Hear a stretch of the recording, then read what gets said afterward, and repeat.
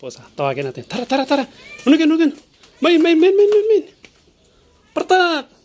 Umayin. Hintay, unug. Oo, sige na. Kaya na. Doon. Tayo na. Tara, kaya na. Bilis. Dala sa kusina. Bilis. Bilis ang paglakad. Dito na lahat sila. Wala yung isa. Kaya na. Hintayin nyo, hintay. Maghintay. Dito na. Kaya na. Isang plato lang para hindi sila kasi mag-away-away para masanay. Pero nasanay sila na isang plato lang kainan nila. Sarap! Asan yung isa? Wala na. Ayan na. La. Nagalit yung isa. Wow.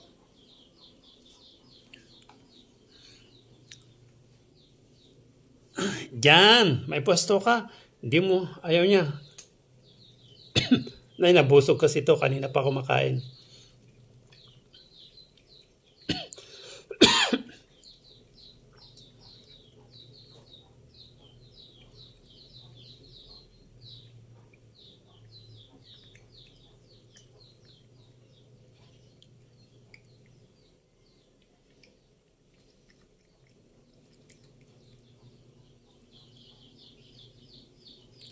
Umalis yung isa.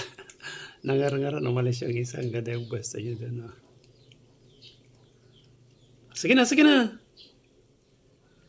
Maubos yung dalawa nito.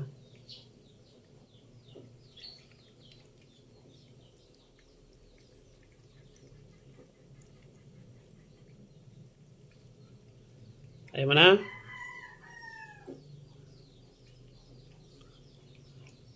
Ayan. Kain na.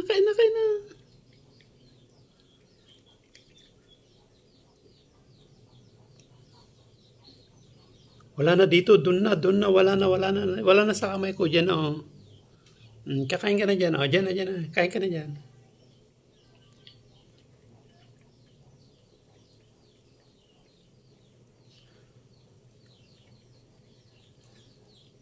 Ayaw yung dalawang kumain. Nauna silang kumain kanina yun. Sarap. Anong ulam? Isda yung ulam nila na inilagay ko. Tapos yung fried rice, kaya ganyan ang kulay. Di ba? Tapos hinalo-halo ko lang. Ayan. Yan ang pagkain nila.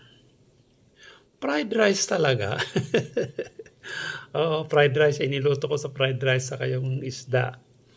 Mas ko, tapos ayan, nilagyan ko ng konting asin, konting asukal para magkalasa.